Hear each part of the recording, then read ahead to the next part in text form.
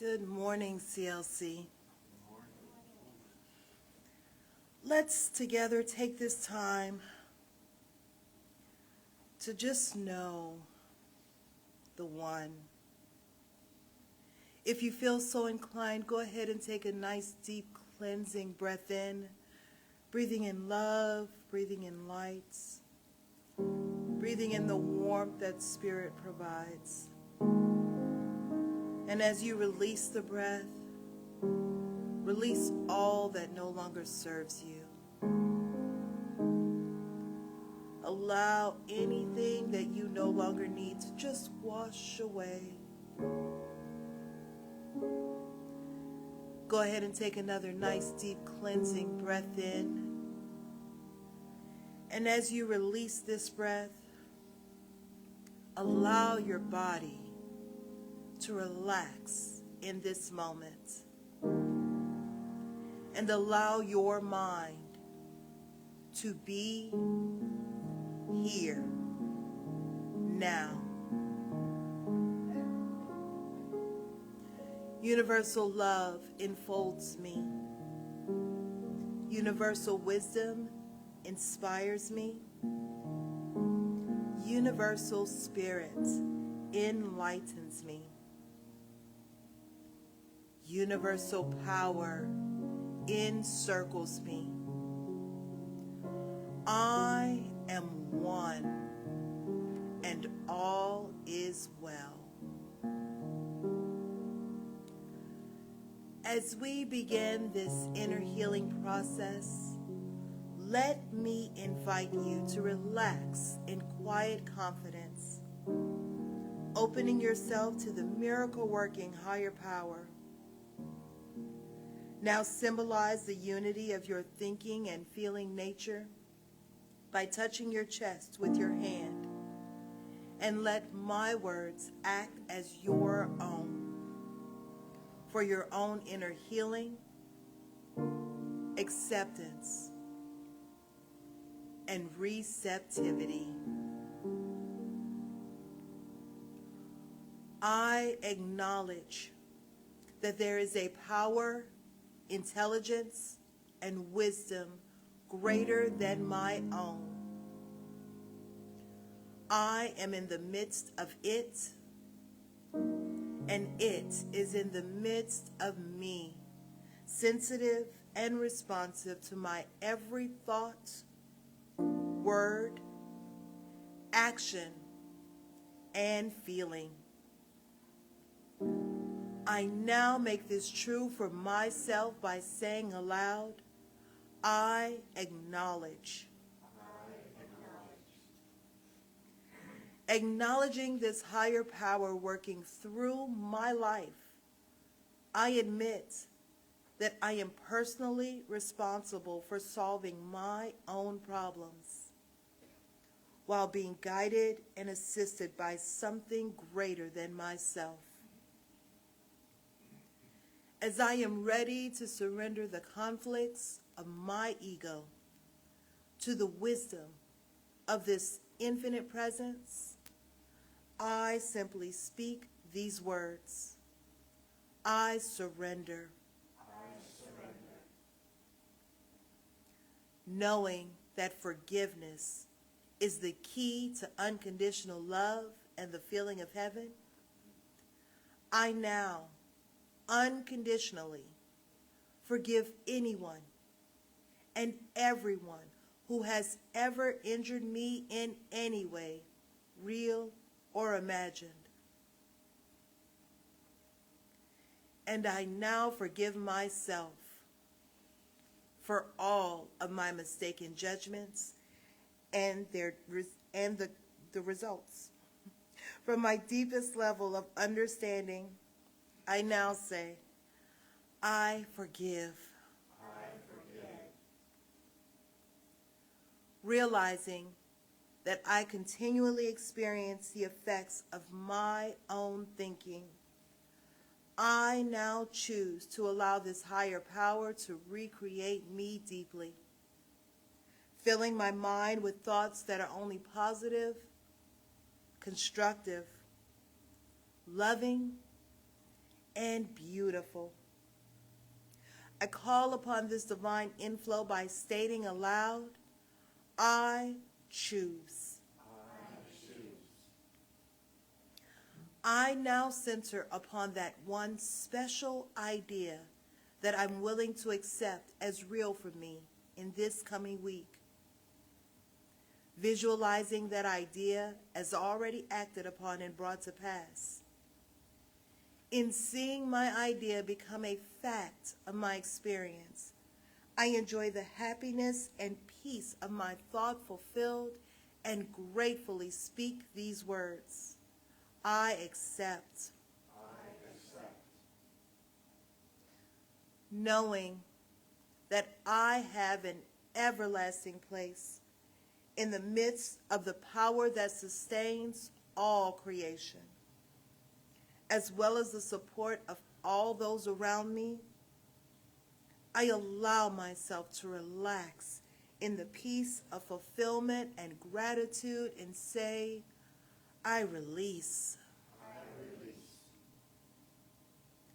Now, in my mind's eye, I envision the presence of someone near and dear to me.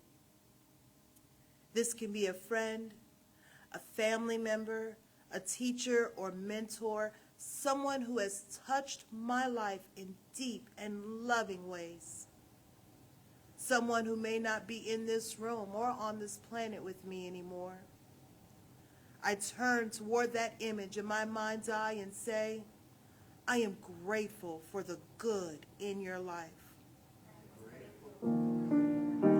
Now I open my eyes, turn to the world around me, and joyfully speak to anyone physically present in this room or virtually on this broadcast, and share in confidence and gratitude in saying, I am grateful for the good in your lives.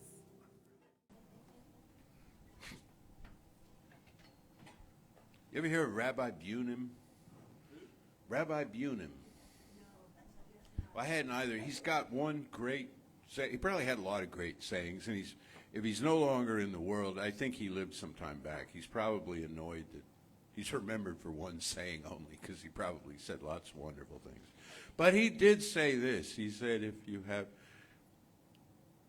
an idea to shape your life, he said, I'm adding that part. He said, take 2 small slips of paper. Write on one, I am a speck of dust. Write on the other, the world was made for me. And carry them both with you. Isn't that excellent?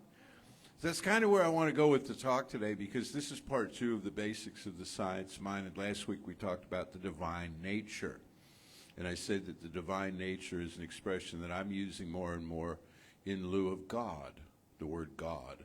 I don't think God minds, the divine nature doesn't. It says, it speaks to me, and if it speaks to you, great, you can use it too. There's plenty of room for all of us, and if it doesn't, you can pick your own word. Higher power is a common expression.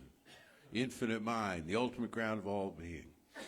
But I went with the divine nature, and I said the divine nature is. That is the essence of this teaching. There is a divine nature, and it's happening. And where it's happening is it's happening both infinitely and presently, immediately. It's happening in both places because the immediate local experience is contained within the infinite. And I said, if that wasn't enough for you, there's divine nature and then human nature. And human nature is an expression of divine nature, but it has the capacity to forget that it is. Human nature has the capacity to doubt its own connection in divinity. Maybe other species do this too, but we certainly do, and we know that we do. And so a teaching such as this one is about repairing that misunderstanding, that misapprehension that we may have from time to time that causes us to feel separate from the source of our own being.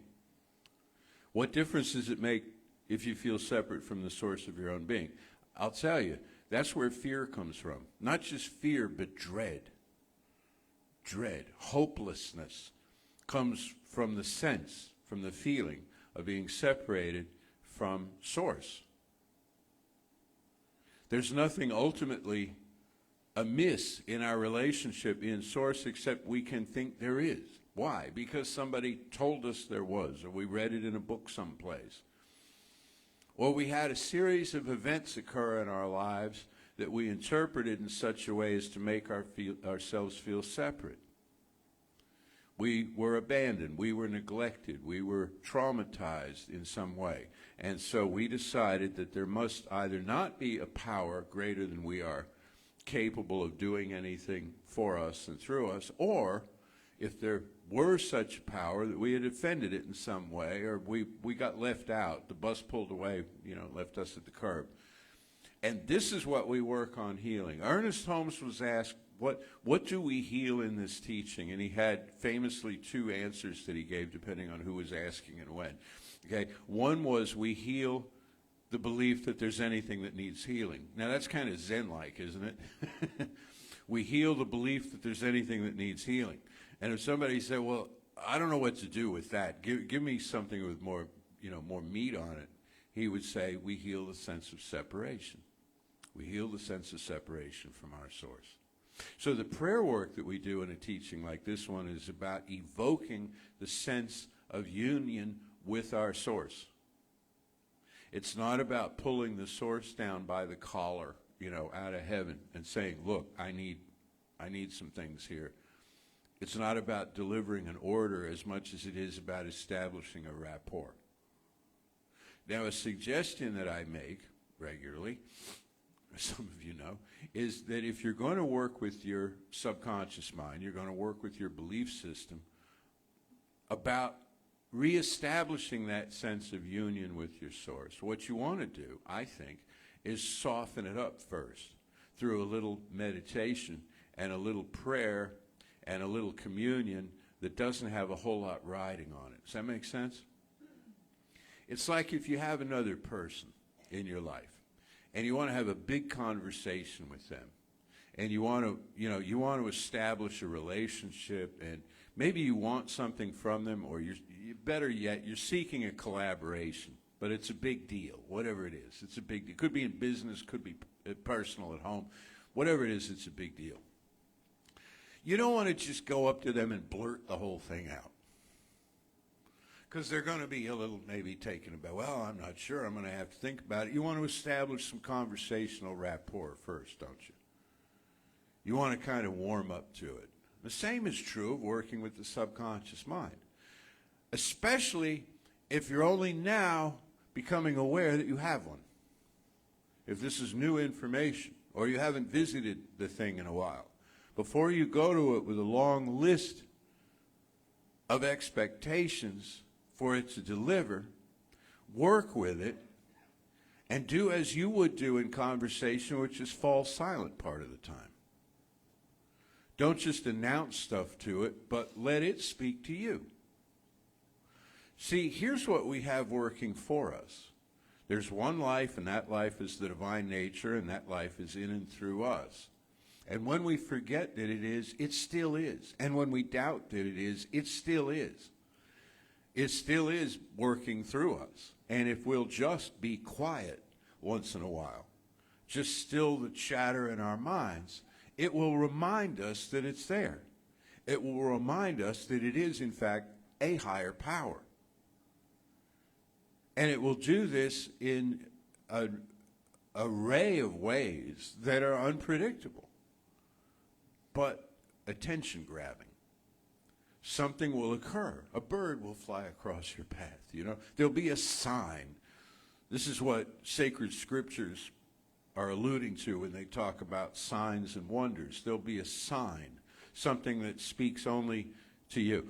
And it's funny, if you have a group of people in your life who are into this kind of stuff and you talk with them regularly, people will they'll report on the signs that they've seen, and the signs are meaningless to anyone else. Have you ever had that experience? You go up to somebody, I had the most amazing thing happen today, this incredible coincidence, this incredible synchronicity that happened, and they roll the whole thing out, and you're kind of like, okay, well, and you're thinking, well, I don't quite see the juice in that. Well, they do. See, it's a big deal for them. So it's the messages that we get are personal to us. But I want to throw another paradox at you, and that's the main thrust of today, which is that none of this is really private. None of this is really local. None of our spiritual work is really just about us. Why? Because we live in an infinite system of interconnected beings. It's not just you and the divine nature. Everything that has been said about it, loving you and caring for you and, trusting you and all the rest, all of that's true. But it also hasn't left you here alone. And everything that we seek in life tends to come through collaborative processes with pretty much other people. There may be some slight exceptions to that, but not really, because even if there aren't other people around you physically, they live in your head. You have a backstory with them, And so, like, if you want a job, let's say, and you go to the divine nature in a prayerful way, and you say, I know there's one life, and that life is, you do the run-up, and you feel it and stuff, and you speak your word about the perfect right job. Well, it implies the existence of the perfect right employer in the perfect right industry. It involves other people's choices. Somebody has to move something. Something has to happen there that involves other people's choices for your good to open up in the way that you wish it to. You say, well, I don't want to work for other people. I want to be self-employed and just do my own thing and go directly to the consumer. Then you need consumers. Then you need somebody who's interested in what you're doing. And if you say, I don't want to be involved in any of this stuff, I am retired. You still have to get in your car and drive to the grocery store and buy some groceries, and you didn't build that car and you didn't pave that road. And you didn't harvest that food that you buy. You see, so we're all connected in this way. That when you speak your word for some particular gain in your life, it involves other people as well. And you can begin to affirm this by saying, I now declare my word, blah, blah, blah, this that I wish to create for the highest mutual good of all concerned. Of all concerned. And that way you're not seeking to extract something, not seeking to extort something. A lot of times we think we have to beat the system. And I even read some spiritual matter that kind of rankles me because it sort of goes there. It's like you have the secret. So you can beat all these other people to the top of the mountain because you have the secret. Well, what if they're all reading the same book? See, then everybody's scrambling up to the top of the mountain, and pretty soon they're kicking each other in the head, as others are grasping up behind them, and the whole thing turns real ugly, and it's not metaphysics at all. It's combat or something. It's nothing that we would want to be a part of in this dog-eat-dog kind of competitive way. No, everything that opens up to us opens up by virtue of our being within an infinite system. And in an infinite system, again, it's not just you and the divine nature having this private tete-a-tete. It's that all of us are connected to each other. All of us are. Where do you suppose the divine nature is? But within the self, and that's in every self. And yes, not just the human species, of course, but we'll keep the conversation at the level of the human species for this morning so as to not get unduly distracted or run too long. So it's about you and me and our choices, and this is how we direct our minds, specifically, deliberately, precisely, with feeling, and openly at the same time. Big paradox there. I now declare the greatest good that I can possibly imagine. Now, you have to work yourself up into a bit of a lather to do successful spiritual mind treatment because you are convincing your own belief system that has already believed something else. It's already believed something before now. When you start doing spiritual mind treatment, our form of affirmative prayer, again, you're working with a belief system within you that has seen a lot of things go by and attached meaning to a lot of them. How you change those beliefs is by getting more excited about the possibility of what you wish to create in your life than you were ever afraid of what you had created. Then you were apprehensive of the future. We talked about this back in, I think it was the Emerson series, or Evelyn Underhill, one of them, about how everything that comes into our lives comes out of a place called the unknown. And this can be very alarming to us because it's, well, unknown. But on the other hand, everything we love, everything we cherish, everything we value has come out of the unknown. It's a great big arch, that unknown. Everything flows out of it. So we don't change the unknown. This is key. We don't change the great mystery. We don't have to unravel it and have it not be a mystery anymore. We change our relationship to it. We change our position within it. You see? We become more and more open to incoming good, even if we don't know exactly what it is, and we trust the process. We trust the universe to come across with what's good for us, even if we don't understand it yet, even if we don't know what to do with it yet. And this is how we cultivate this trust. And as I say, you go to the subconscious mind before it ever gets to that level and develop a relationship with the subconscious mind. As you've heard many times here, show me who I am. So it's been busy showing you who you are, and now you're conversant with it. Now you go to this thing and you say, okay, I'm ready to make a major change in my life. I'm ready to, just bust loose of all the limitations that I've experienced up to now and have some incredible new good come my way, and you trust it to do what it does about that. Even if stuff shows up that it doesn't, you don't know where to put it just yet.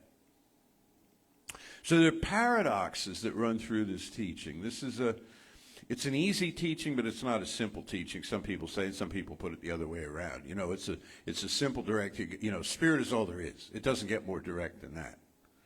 That's our whole theology. That's our whole system right there in a nutshell. But how we negotiate with it, how we work with it, well, that can get complicated because we're complicated people.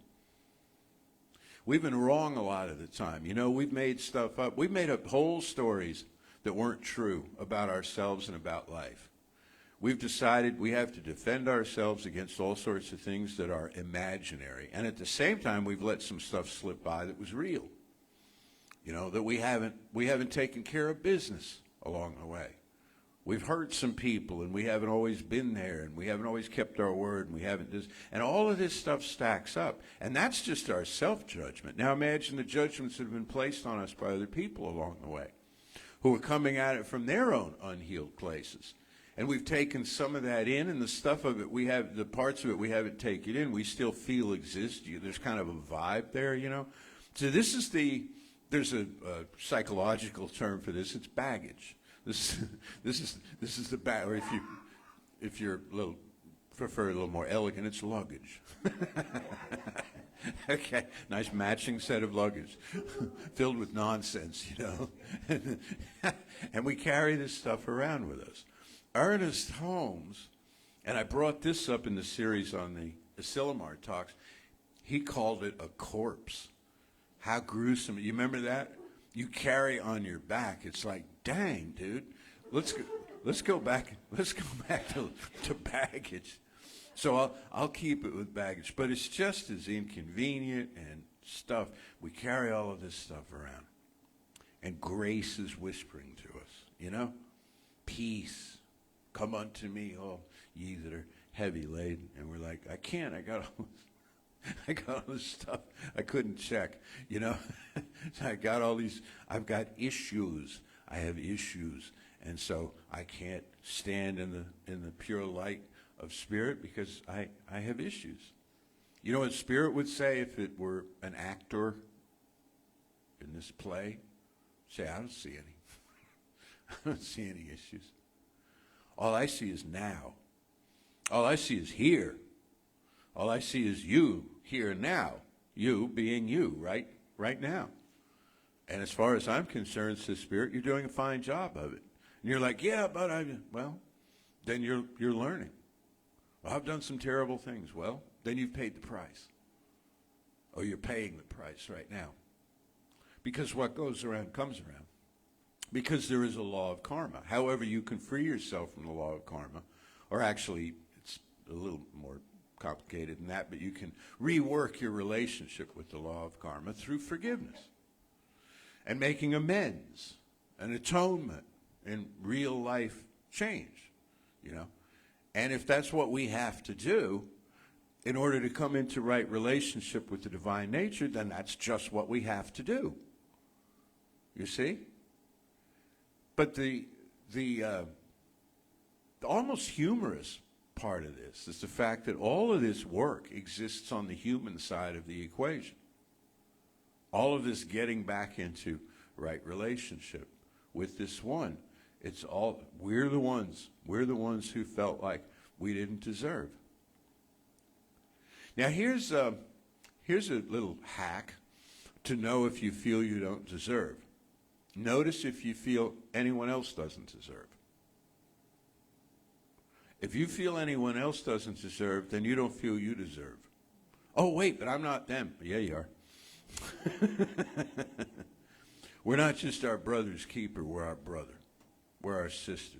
We are, each of us, so connected in this one mind that you can't have, and I can't, and forgive me if I'm talking you, we is too vague, you know, and me, I think it's all about me, and it isn't all about me. Though for a long time I thought it was. You can't get, I'll do ya instead of you. You can't give the subconscious mind a picture of judgment and have it not think it is about you.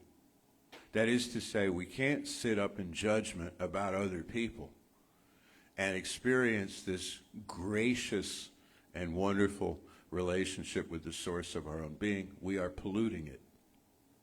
And I don't care how long a list we have of reasons for why to judge these others. All it does is rebound on us. That's why great spiritual systems talk about forgiveness relentlessly. Why? Not because the system of nature holds anything against us or judges us for our own judgment, but because we hold it against us. You see, consciousness is not, this is another talk, maybe next week, consciousness is never compartmentalized.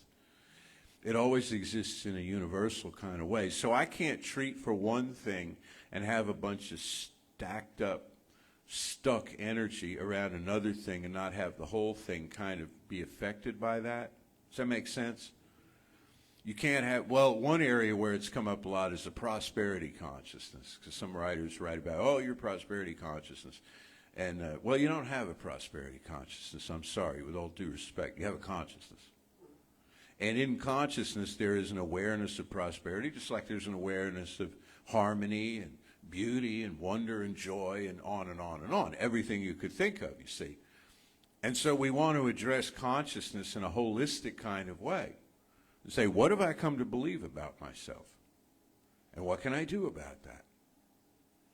And what you can do about that, besides making lists of amends and making them and, you know, cleaning up stuff at the level of human relationships, is go to the source of your own being and say, remind me again how unconditionally loved I am. Give me a sign that this is getting someplace in my life. And it will. And it will. Dr. King, who we celebrate this weekend, and especially tomorrow, talked about a mutuality. It's not a great word, a mutuality. A web of connectedness that affects all of us. He said injustice anywhere is an affront to and a threat to justice everywhere. What does that mean? One mind. He was a metaphysician. He came from, we would say, a different religious viewpoint, you know. He came out of the Christian tradition, has had his father before him and his family, but he spoke of a metaphysical connectedness that we all have. He said, together we weave a garment of destiny. A garment of destiny. He was also a great wordsmith, wasn't he? A garment of destiny that we put on, thread by thread. piece by piece. We're weaving that as a human society. So the takeaway for today is basically this: to feel yourself more connected to the source of your own being. In the weeks to come, we'll talk about treatment more, but I put up this morning on my way out the door on our Facebook page a picture of a document with the 5 steps of spiritual mind treatment. So those of you who are watching on Facebook, and we'll get it up on somehow or other on YouTube too, maybe make a slide of it and put it up so that you can begin to acquaint yourself with this process of prayer that we use. It's not complicated at all. It's actually very logical. There's one life. You're going to hear Reverend Lisa do one here in a bit. There's one life. That life is spirit. The life's all the life there is. Therefore, I speak my word into that, into the creative principle of that life, declaring, and that you fill in those blanks, you know. Okay? I feel a sense of gratitude well up in me about this, and I release it. And I release it. So we're going to talk more about that in the weeks to come, and also the concept of demonstration, which doesn't mean riot in the streets in this respect. Okay, a demonstration is a manifestation. It's an outpicturing. It's a quote-unquote answer to prayer. We don't really think of it as an answer to prayer because, again, there's not a distance. So you're not like calling up the prayer line and saying, Instead, it's when things have congealed in form in a way that is salutary to the self. It's like, yes, this is what I envisioned. This is what I wish to work with. It's when tools come to build your dreams. You know, sometimes you can treat for a sandwich and get handed one, but most of the time you get a jar of mayo, some bread, some cold cuts, some, you know, whatever it is you like to make your sandwiches out of. And it's like, here, put it together yourself, you know. It's assembly required in life, frankly, in building out our dreams, because we want in, you know, to do that. We don't want to just be handed stuff. There's a part of us that wants to just create on the fly, and it's stimulating, and so on. So in the weeks to come, we'll talk about that. But again, the takeaway for today is to consider yourself one with the life that you're having, one with the source of your own being, the perfect divine nature, perfect because it's all-inclusive, it's absolutely infinite. And then expand that just a little bit to feel one with the other godlings. Isn't that a great word? Reverend Dr. Noel McInnes, I think, coined that word. He used it a lot, and I copped it from him, so I think he made it up, but I don't know. He's passed now. He was a classmate of mine in the school of ministry. That we're godlings. Everyone out there's a godling. You pulling for a football team tonight? Okay, the other team, godlings. They're fans, godlings. Okay, the people who are competing with you for what you want, godlings. People who think completely differently from you, godlings. All of them. Everybody in the past, everybody in the future. Start to feel that. First thing that'll happen, you won't feel so alone. Second thing that'll happen is you'll feel somehow validated. It's like, yeah, I belong here. And when you feel comfortable, when you feel validated, when you feel approved of in that way, your creativity flows. There's relief and release.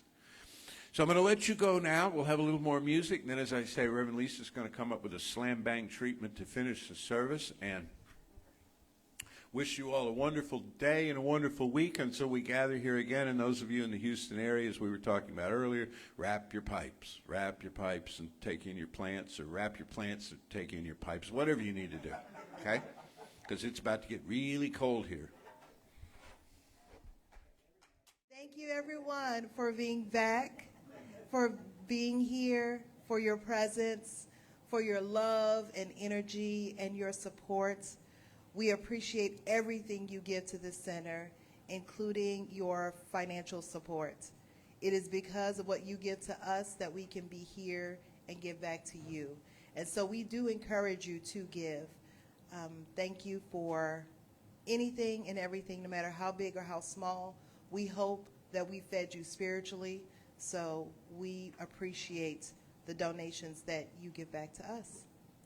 And I invite you now to say with me, divine love, through me, blesses and multiplies all the good I am and have, all the good I give and receive. I am prosperous now, and so it is. I did see a meme that made me laugh about the weather. It's like, I don't know about North Texas, but in South Texas, we don't own winter coats. So what we're gonna be running around in is layers of mismatched hoodies and pajamas for a couple of days. So yes. All right. And for those of us who do get to go to work tomorrow, and we're going to treat for some clear roads. There's a truck running around. I don't know if you guys have noticed that. Do y'all even know what a salt truck is? So there's a truck running around on social media right now that has won the name. It's Control Salt Delete. Right? So if for nothing else than a good giggle, Google the names of some of these salt trucks, because they hold competitions and some of these names are wild. That's just, so it will be fun. But what you are here for is for a treatment. And the good news is you don't have to have anything in particular to treat about. Most of the time I get up here and I either have something to treat about and do that, or I don't, and I just open my mouth and whatever comes out, comes out. But in the end, it is about getting closer to the source of my being, which is the same source that you all have. So we're going to do the 5 steps, because like I said, I haven't figured out what the 9 are yet. I forgot to ask. He told me he had them, but I forgot. If you want the 7 steps, just in case you want to know, what you do is after the realization, if there's any doubts that crop up, you do a denial of the doubts. And then you reaffirm your realization. So that's where you get the 7 steps. So there is room in your treatment for a denial if you need it. Emma Curtis Hopkins was big on the denials. So you are not that. You are not that. All right, so let's know together that there is one power, one presence, one life, one love. I live that life.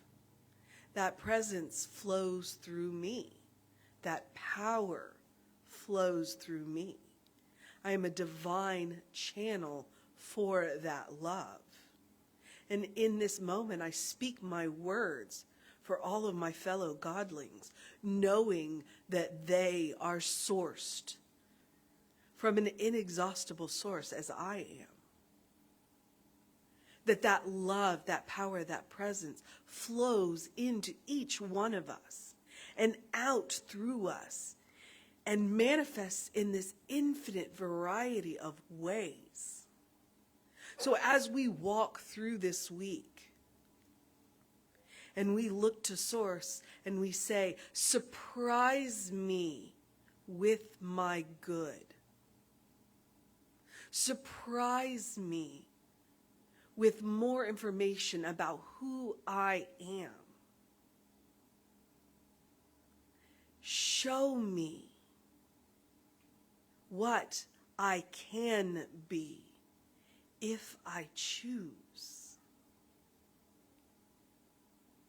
Let that flow into me gently and easily, and let that flow through me, so that as I encounter each godling, I look into that godling's eyes, and I see the source of my being looking back at me in love.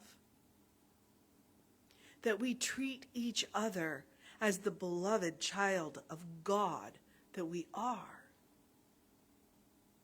That relationships are easy, that needs are spoken and met easily,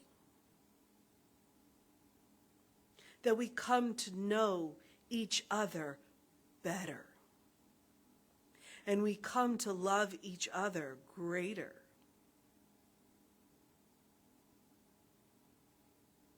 And that we recognize in each other's eyes